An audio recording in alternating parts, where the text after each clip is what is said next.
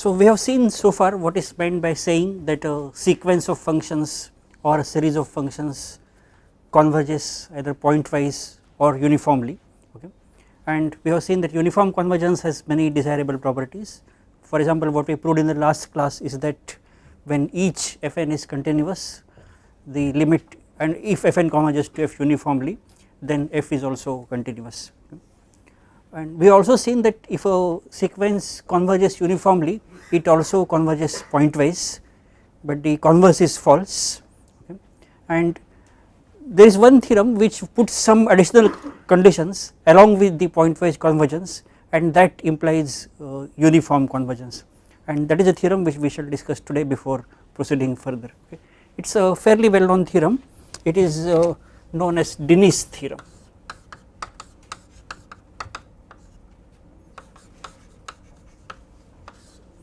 Okay.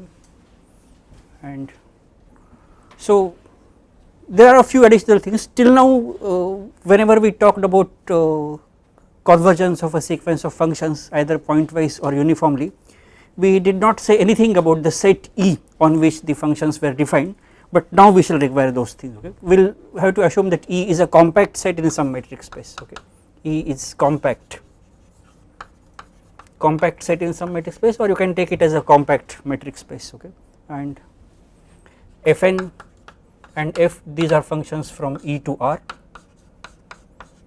okay, and fn converges to f pointwise, okay. That is, we will say fnx converges to fx as n tends to infinity for every x in E,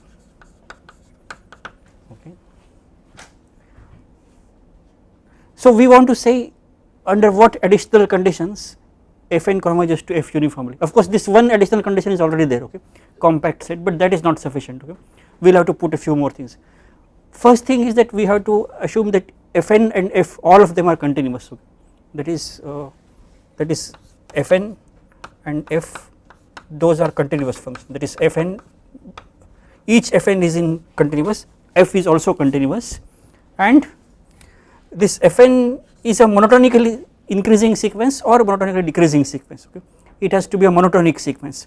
If we assume that, then we can show that fn converges to f uniformly. Let us take one of the cases. Suppose it is monotonically increasing, okay, and let us say that fnx is less than or equal to fn plus 1 x for every x in E and n in N. Then fn converges to f uniformly.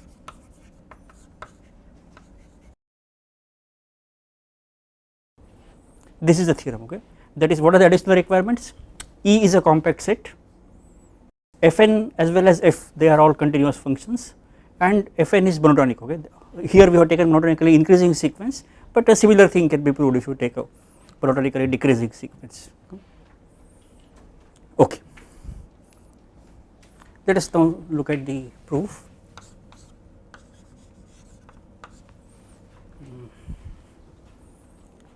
Okay, let us take some x in E,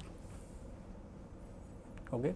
Now again, when you want to prove fn converges to f uniformly, means by definition what we have to do is that given epsilon, we have to produce some n0 such that whenever n is bigger than or equal to n0, mod fnx minus fx is less than epsilon for, and that should happen for every x in E, okay. That n0 should work for every x, that is the idea. So this such a proof has to start with let epsilon be bigger than 0, okay, let epsilon be bigger than 0, and let us consider some x in E, okay, consider some x in E.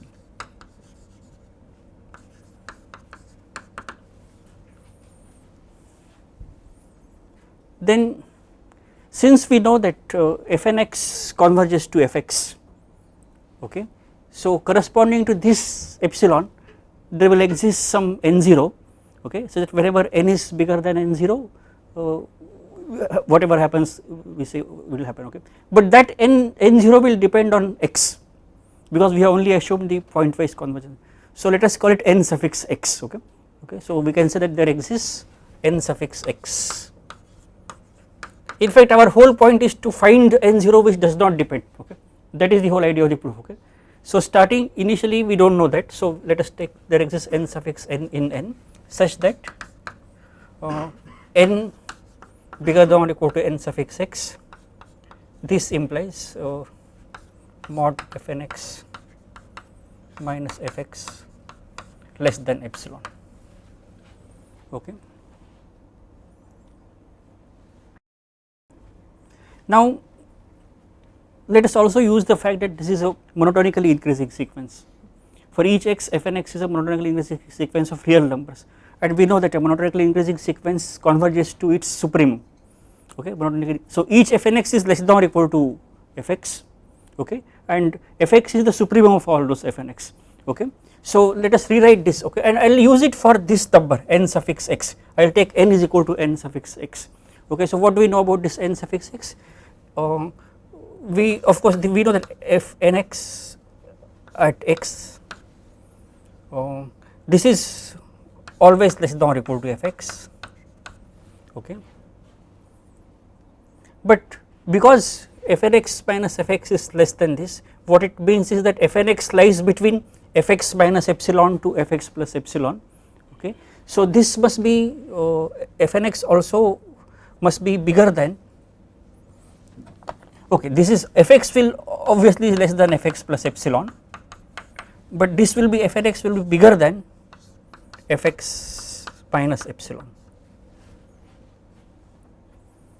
Okay, fnx is bigger than fx minus epsilon. Okay, I will just look at this part of the inequality, but that is the one which is useful now. Okay, and what it means is that fx minus this f n suffix x at x, remember everything is happening at x, this n depends on x, I am taking that particular function f suffix n suffix x, evaluating that at x, evaluating f at x, and what follows from this is that the difference between this is less than epsilon.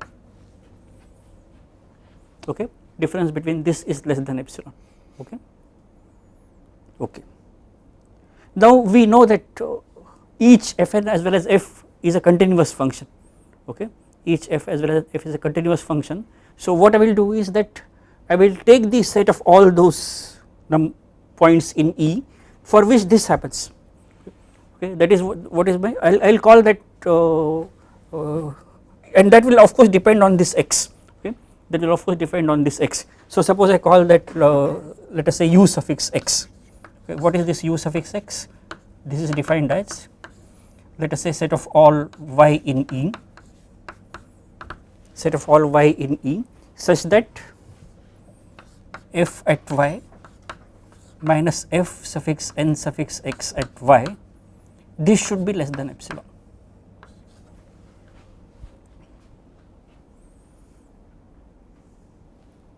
Okay, is it obvious that x belongs to this x? Okay, because that is what this is. Okay, if you so first obviously that x belongs to u suffix x.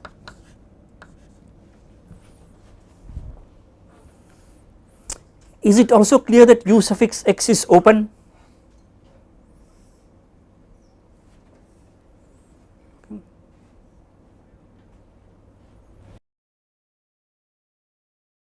This is a, what is the meaning of this? This is a set of all y in E such that fy minus fnxy is less than epsilon. That means it is inverse image under the continuous function f minus fnx of the interval, you can take minus infinity to epsilon, of course actually 0 to epsilon. So it is an inverse image of an open set under a continuous function. Okay, so this is an open set. Okay, so u suffix x, and that is where we are using the continuity of f and f suffix nx. Okay, so what I will say that since f and f suffix nx are continuous,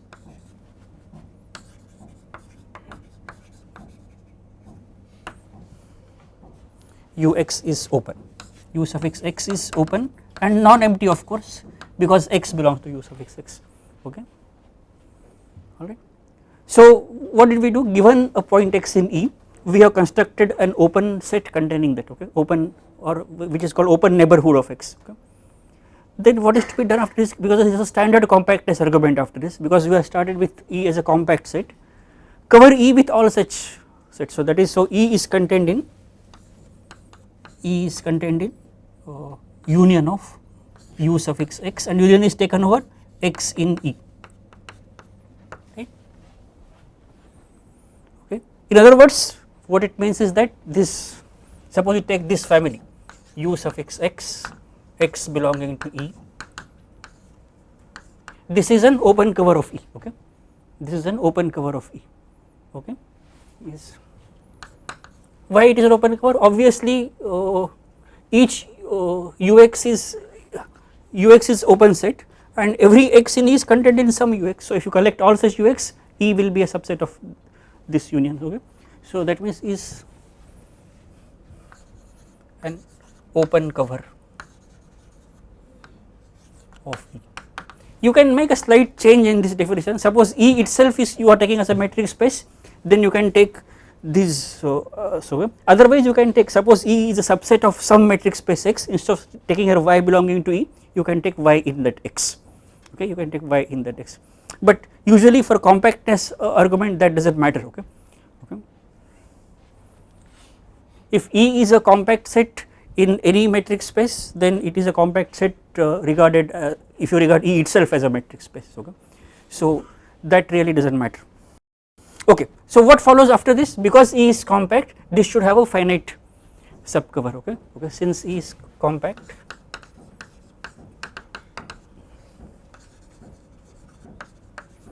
okay, you can say it's have a finite subcover means what? There exists some finite number of points. Let us say x1, x2, xk.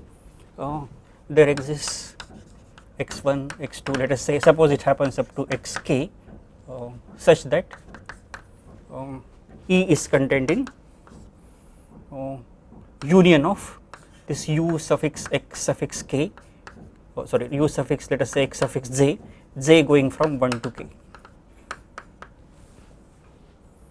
j going from 1 to k, okay.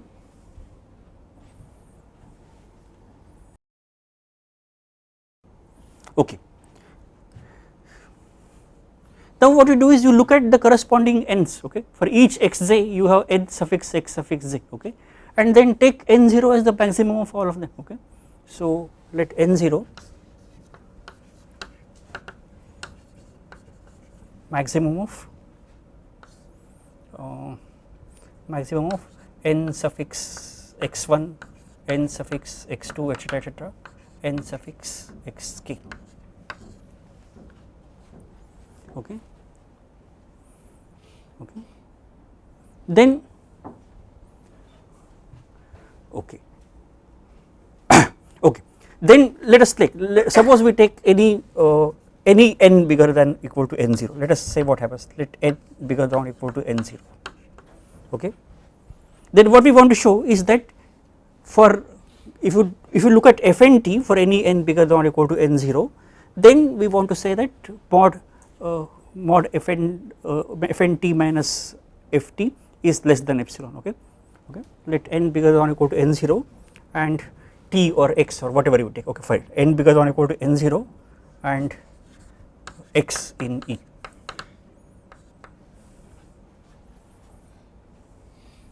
okay.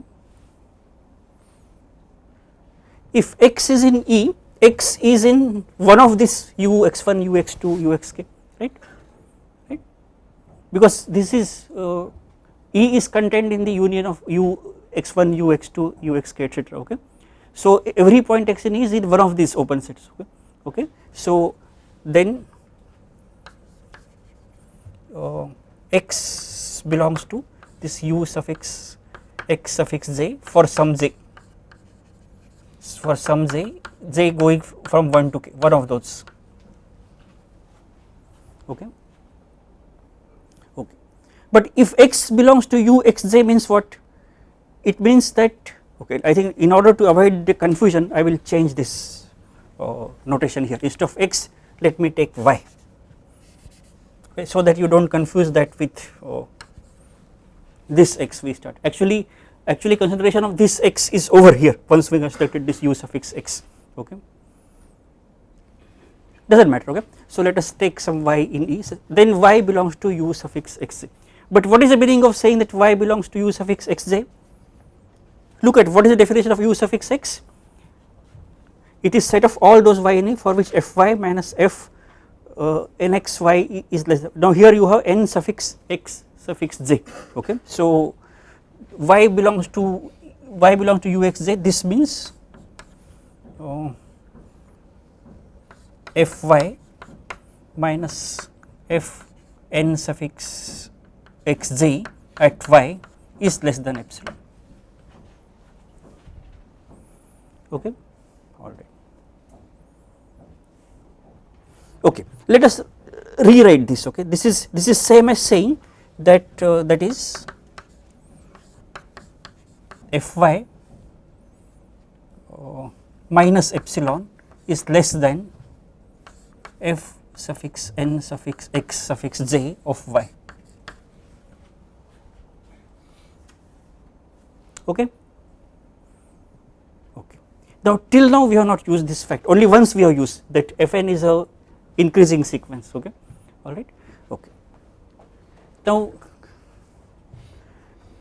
for each n we know that fnx is less than or equal to fn plus 1x. This is less than or equal to fn plus 2x. So whenever n is less than m, fnx is less than fmx. Okay. Now what is the relationship between this nxj and n0? This is less than or equal to n0 is maximum of these two. So I can say that this is less than or equal to f n0 of y, right. Okay, and we are taking n bigger than or equal to n0. Okay, we are taking n bigger than or equal to n0. So f n0 of y, this is less than or equal to fn of y. Okay, all right. Okay, can we always say that if whatever be y, fn y is always less than or equal to fy? Okay, because again it is a monotonically increasing sequence and fy is the supremum of all of those fn y's, and obviously fy will be less than fy plus epsilon.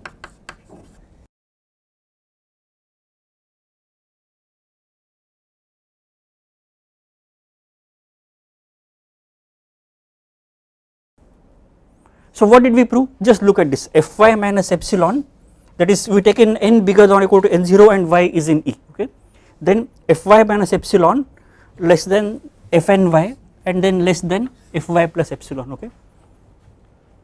Okay, so suppose you combine these three inequalities, that is this is same as saying this, fy minus fny is less than epsilon.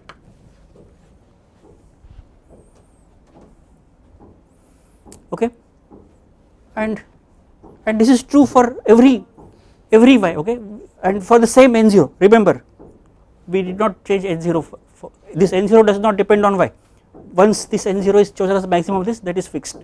Okay, so if you take any n bigger than or equal to n0 and any y in E, then this inequality holds, fy minus fny less than epsilon. Okay, and that is same as saying that fn converges to f uniformly.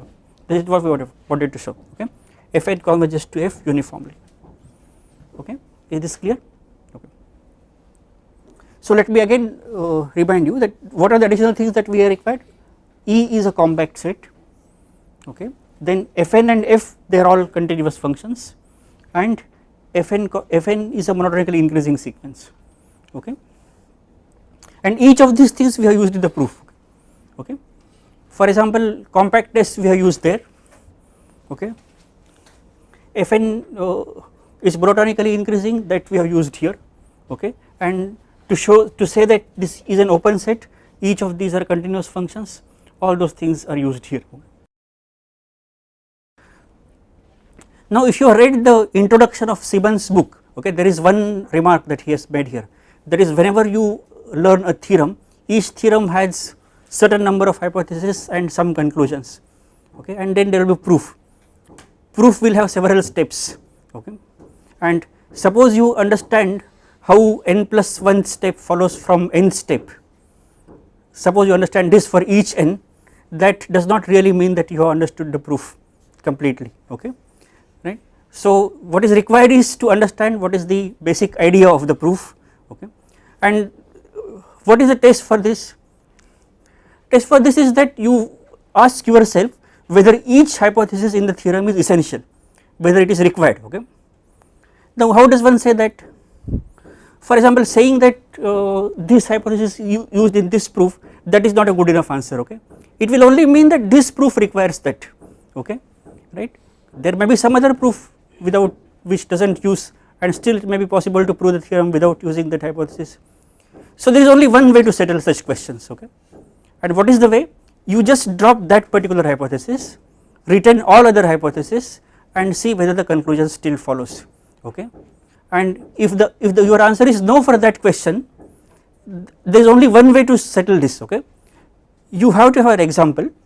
Okay. You have to have an example where all the hypotheses are satisfied except the particular one which you are testing. Okay, which you are testing, and the conclusion is false. Okay. And the conclusion is false. Okay. So in order to understand, suppose we apply that thing here. Okay. What are the additional things we are assumed that E is compact? Okay. Whether that is essential, we have to see, we have to do this by taking some non-compact set. Okay. Whether Fn and F continuous, that is essential, again we have to see by dropping that. Okay. So certain examples we have already seen. Okay. Let me just remind you.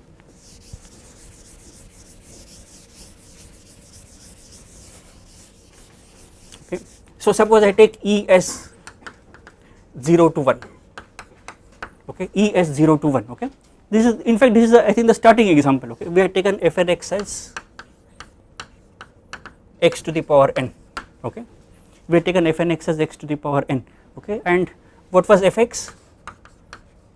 Fx was 0 for 0 less than or equal to x less than 1, and 1 for x equal to 1.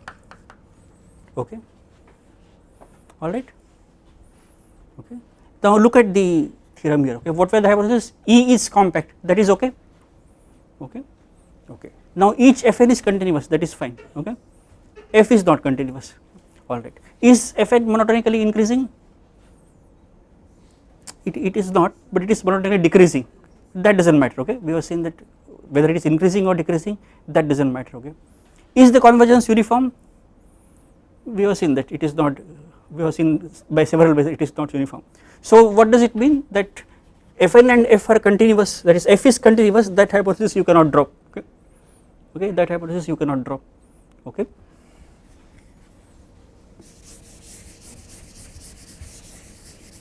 Okay. Let us take one more example of similar type. Suppose I want to check whether compactness can be dropped. Okay. Okay, so you take E as, instead of this, suppose I take E as open interval 0 to 1. Okay, then that is not compact. Okay, all right. Okay, now suppose I take Fn of x as 1 by 1 plus nx.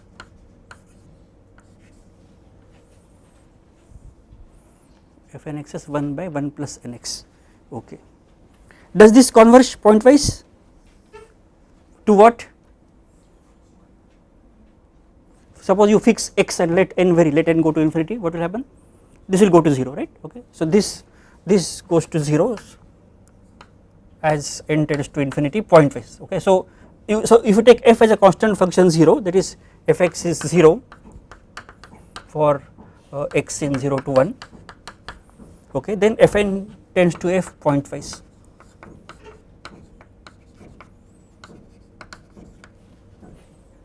Fn tends to f pointwise. Okay. Is it monotonic? Okay. Suppose you fix x. How are Fn plus 1 and Fnx related? It's decreasing, right? It's a decreasing sequence. Okay. So everything else is satisfied except E is compact. Okay. Is this convergence uniform?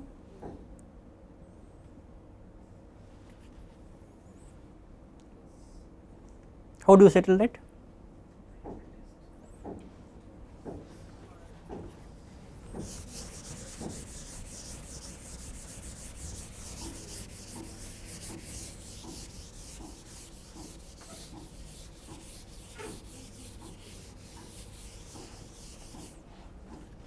I have told you one easiest way of settling the uniform convergence.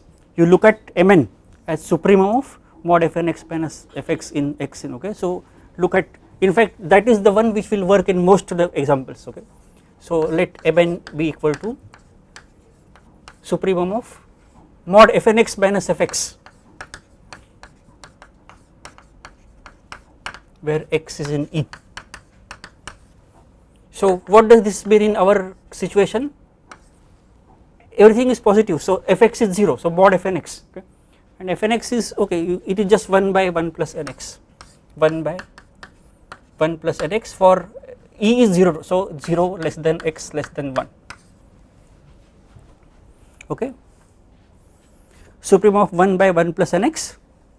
And what do we know about uniform convergence? Fn will converge to F uniformly if and only if Mn goes to 0, okay, Mn goes to 0, okay, alright. Okay. Suppose you take n to be, suppose you take x equal to 1 by n, can you do that? 1 by n lies between 0 to 1 for every n, then what will happen to this? This will be 1 by 2, okay. So I can say that Mn is bigger than or equal to 1 by 2 always, okay. I may not calculate, it is possible to calculate the exact value of Mn also, but that is not really essential, okay. So can we say that Mn is bigger than or equal to 1 by 2 for all n? Okay. So what does it say? If Mn is bigger than or equal to 1 by 2 for all n, obviously it cannot go to 0, right, okay. That means Fn does not converge to F uniformly, okay, Fn does not converge to F uniformly, okay. So that means the hypothesis of compactness also cannot be dropped, okay. So what remains now? Fn is monotonically increasing, okay, or decreasing, whatever it is, okay. I think I will leave that for you to as an exercise, okay, okay. Check on your own whether this can be dropped, okay, check on your own whether, that means what, you have to construct an example where Fn satisfies all other hypotheses except this, okay, and the convergence is not uniform, okay, if this is essential, okay. If this is not essential, then with remaining hypothesis you should be able to prove uniform convergence, okay. Either way you have to settle it.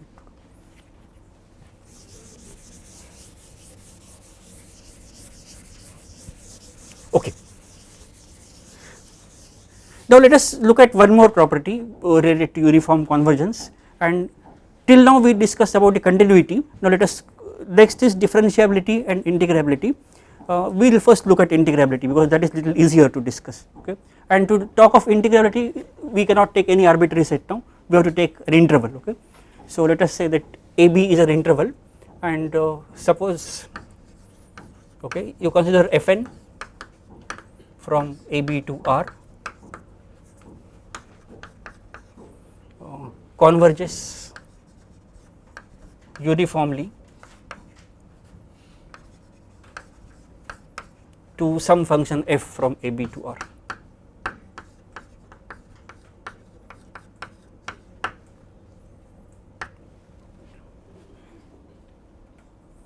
Of course converges uniformly on AB, okay, converges uniformly on AB. Then what we want to say is that if each Fn is integrable, f is also integrable, and the integral of Fn converges to integral of f, okay. This can be proved for Riemann integrals, okay, and this can also be proved for Riemann-Stieltjes integrals without any extra work. So let us do it for Riemann-Stieltjes integrals. So let us take a monotonically increasing function, okay. Let alpha from AB to R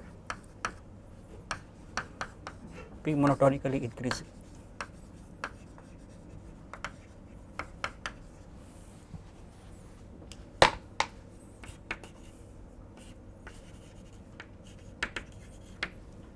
Okay, then if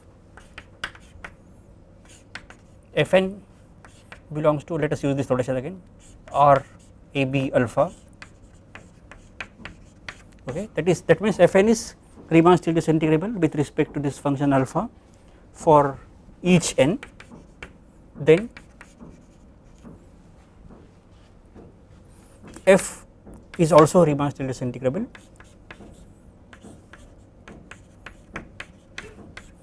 and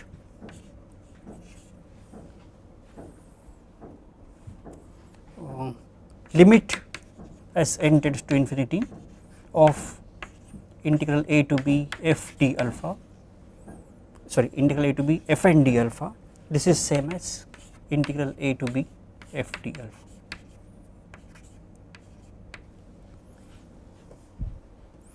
Okay. See, we have seen an example where this is false under pointwise convergence. Okay. Okay. We have seen example of a sequence fn converging to f, but integral fn does not converge to integral of f.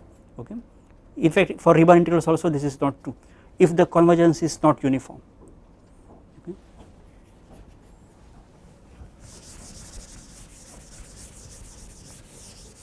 Okay, so this is a theorem on integration and uniform convergence. Okay, this is what we are discussing, integration and uniform convergence.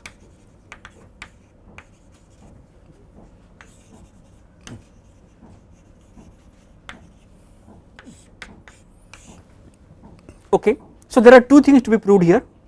First is we have to prove that f is Riemann-Stieltjes integrable, okay, and then we have to also prove that, okay, the other thing we shall select. Okay, to prove f is Riemann-Stieltjes integrable, we have known that one of the standard technique is that given epsilon you should produce some partition such that for that partition up f alpha minus lp f alpha is less than epsilon. Okay, that is what we shall try to do. Okay, okay, so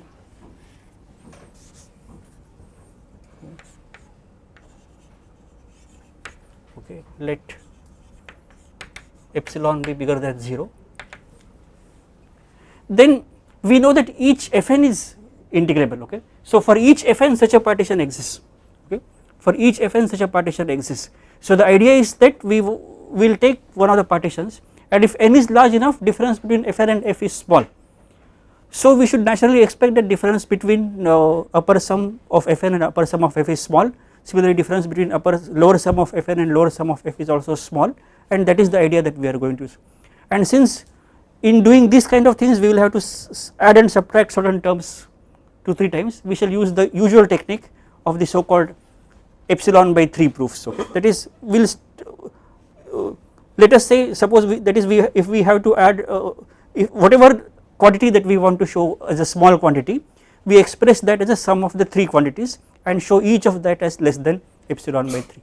Okay, that is the idea. Okay, so to first step is this. Okay, since here we have taken this alpha, okay, choose you can say something else, suppose I call it eta, choose eta bigger than 0 such that eta into alpha b minus alpha a is less than epsilon by 3.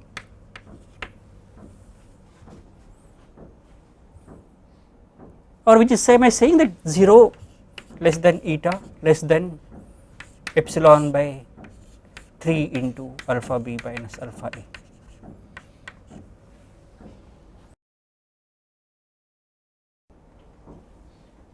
Okay, this is something we can always do, right?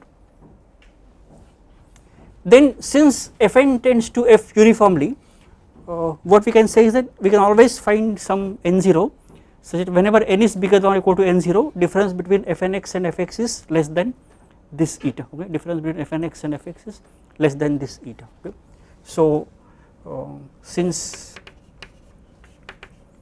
fn tends to f uniformly on AB, there exists n0 in n such that mod of fnx minus fx is less than eta, mod of fnx minus fx is less than eta. Remember that this is for every x in AB, that is where the uniform convergence comes into picture. This is for every x in AB. Okay, this is for every x in AB. Okay. Now consider one such n. Okay, you can even take n equal to n0 or n0 plus 1 or anything. Okay, so consider n bigger than or equal to, consider some n bigger than or equal to n0.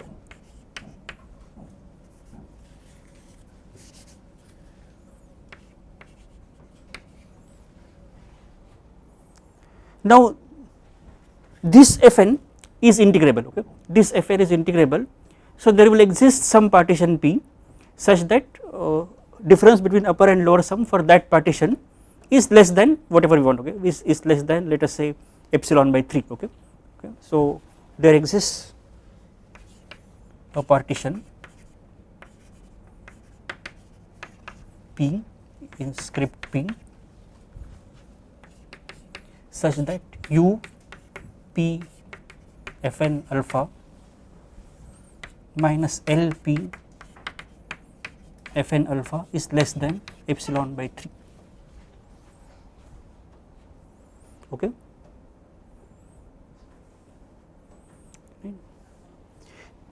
But of course this is not what we are interested. What we want to show is the difference between UPF alpha and LPF alpha, that is small, okay. And as I told you, the idea is that we shall use this, that F mod Fnx minus Fx is less than eta for each. Idea is the following, okay. We want to show this, that we want to show that this is small, UPF alpha minus LPF alpha, okay. We want to show this is small. So what we will do is that we will add these terms UPFn alpha minus LPFn alpha, that is we shall write this as UPF alpha minus UPFn alpha, okay, that is adding and subtracting UPFn alpha, then plus UPFn alpha minus LPFn alpha, and finally plus LPFn alpha minus LPF alpha, okay. And we will show that each of this is less than epsilon by 3, okay, each of this is less than epsilon by 3, out of which we already know about the middle term, okay. Right here we know that the UPFn alpha minus LPFn alpha is less than epsilon by 3. Only thing remains to be shown that these two are also less than epsilon by 3, and that is where we shall use this, okay.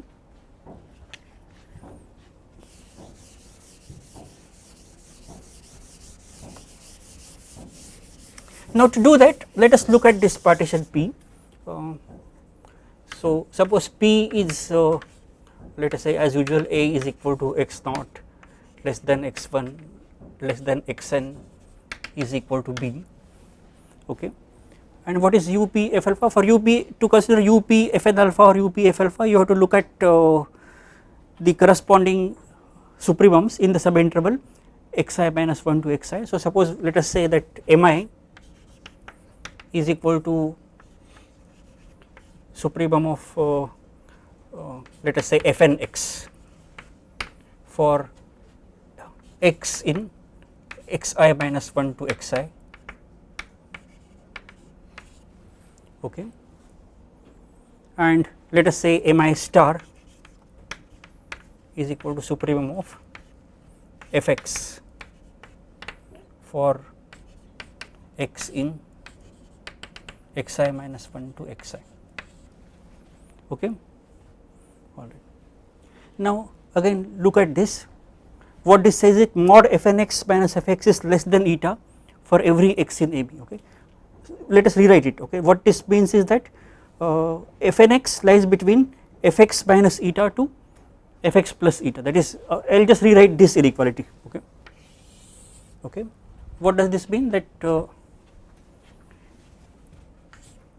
fx minus eta is less than fnx is less than fx plus eta. This is true for, remember that is important, this is true for every x in AB, because that is what follows from uniform convergence, okay, for every x in AB, okay.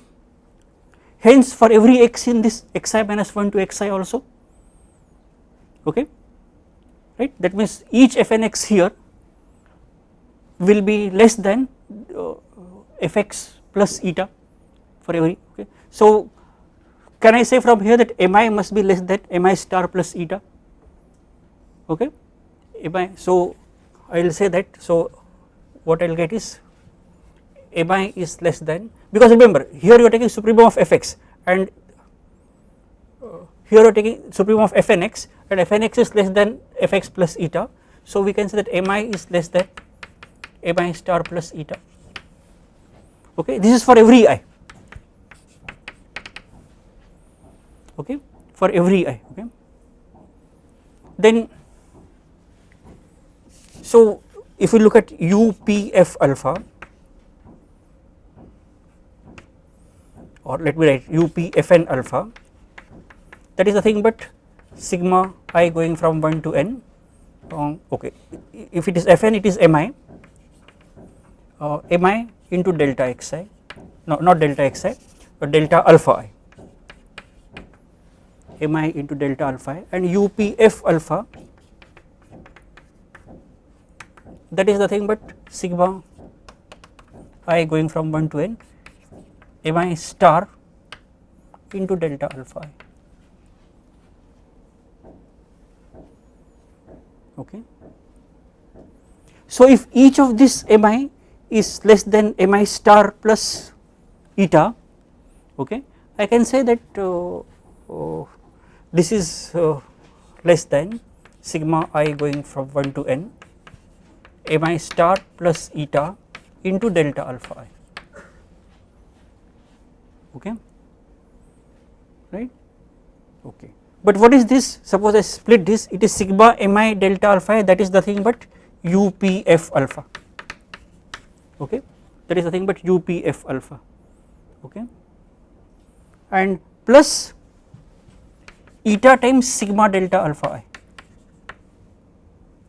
I going from 1 to n, okay, right.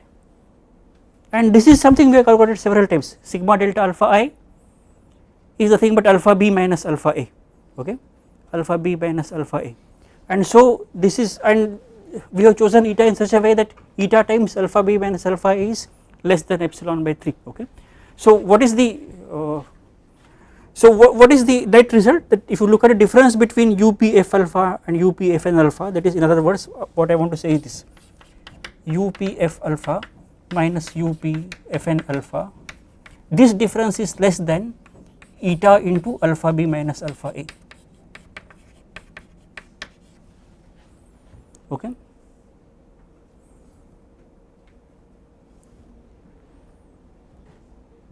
Okay, it is the other way, okay.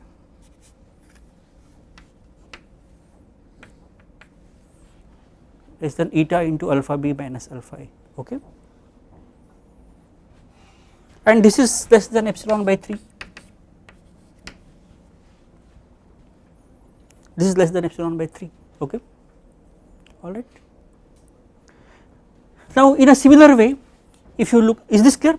Okay. In a similar way, if you look at the lower sums, okay, instead of taking supremum, you are taking infimum, okay, instead of taking lower sum, so a similar relationship will be true there, okay, similar relationship will also be true there, and we can in a similar way show that the difference between the lower sum of Fn and lower sum of F, that will also be less than epsilon by 3, okay, okay. And so suppose you combine all these, you will get finally that difference between UPF alpha minus LPF alpha is less than epsilon, okay. That will show that each if each Fn is integrable, F is also Riemann Stieltjes integrable, okay, right. Again recall, see what is the idea here, we are writing this UPF alpha minus LPF alpha as the difference, as the sum of these three quantities, okay, and UP, if for large n, UPFN alpha minus LPFN alpha, that can be made less than epsilon by 3, because Fn is integrable, and when n is large, the difference between mod Fnx minus Fx can be made arbitrarily small, and that is why the difference between the corresponding lower sums and the corresponding upper sums can be made arbitrarily small. That is the idea, okay, that is the idea, okay, okay. Fine. So now what remains? We have to show this, okay, that limit, we already know that this integral exists. Now we have to show that limit of integral a to b f and d alpha, limit of that is same as this, okay. Now to do that, okay, let us recall something that we have proved earlier, okay, okay. I think I will remove these things.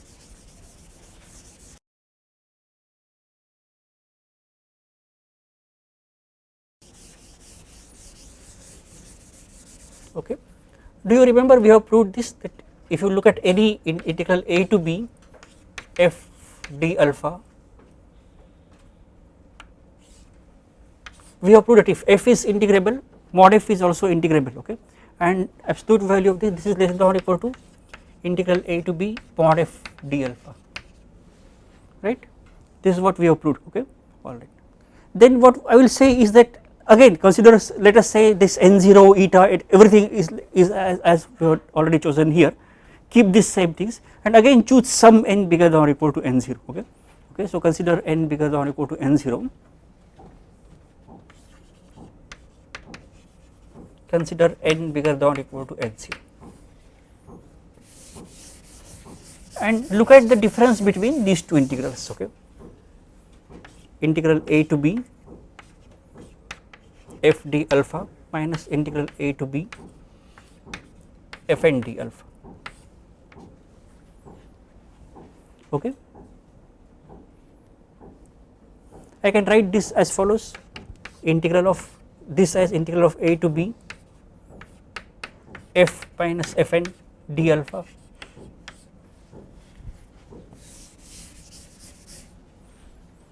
okay,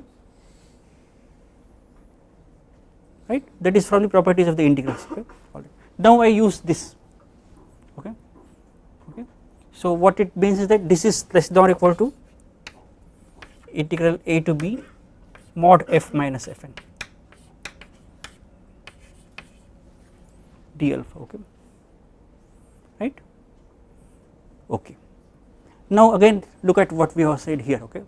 For every x in, if n is bigger than or equal to n0, for every x in AB mod fnx minus fx is less than eta, okay, mod fnx minus fx is less than eta.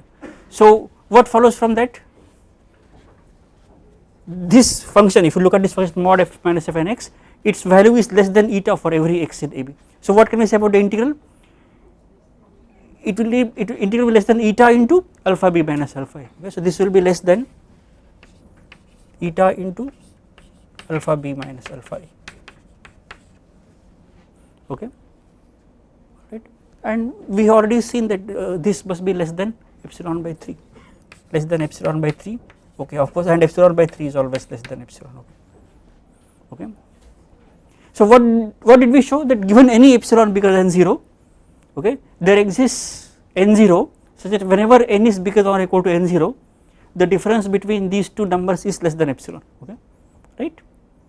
That is same as showing that this, that is same as showing this, okay.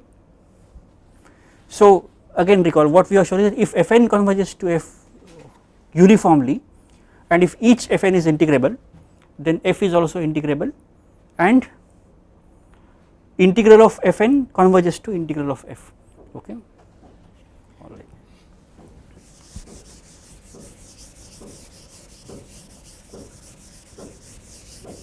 Okay. Now let us write an implication of this for this series, okay, right, because that is something that is more useful in practice and that is what you require very often, okay. And what is that, okay, suppose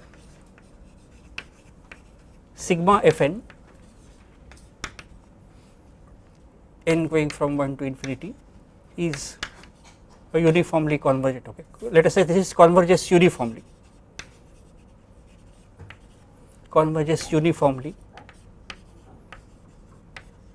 okay, since we have used f already we will use something else, since converges uniformly, let us say to some function g, okay. Then what does this mean, that if you take the sequence of partial sums Sn, okay, then Sn converges to g uniformly, okay. Now let us assume that let us assume the same hypothesis here, that is suppose each fn is integrable, okay, then it will mean that g is integrable, and then integral of Sn will converge to integral of g, okay. But what is integral of Sn, oh let us say what is Sn, Sn is f1 plus f2 plus fn. So integral of Sn, integral a to b Sn d alpha, that will be same as integral of a to b f1 d alpha etc plus integral a to b fn d alpha, okay, integral a to b fn d alpha. So in other words what I can say is that if sigma fn converges to G uniformly, then G is okay. If G also belongs to R a b alpha, that means G is also integrable, and integral a to b G d alpha is same as sigma n going from 1 to infinity integral a to b f d alpha, okay. That is integral of the sum is same as sum of the integrals. Of course this is something we already know about the finite sums, the question is about the infinite sums. In case of infinite sums it is in general false, okay, it holds only when the convergence is uniform, that is important, okay. It holds when the, if the series converges uniformly, then the series formed by taking the integrals converges to the integral of the sum, okay. In other words this is roughly expressed by saying that you can integrate this series term by term, okay, that is you can interchange the operations of integration and summation. Suppose you write this in the full form, what is the meaning of this? This G is nothing but integral summation of, that is suppose I write in the full form, this will be integral a to b sigma fn d alpha, this is same as this sigma, okay, this is here sigma n going from 1 to infinity, sigma n going from 1 to infinity integral a to b, this should be fn d alpha. In other words what this means is that the operations of integration and the summation can be interchanged, okay, okay, and this can be done provided the convergence is uniform, okay, that is what this theorem says, okay. So we will stop with this. In the next class we shall discuss the differentiation and uniform convergence, okay, relationship between differentiation and uniform convergence.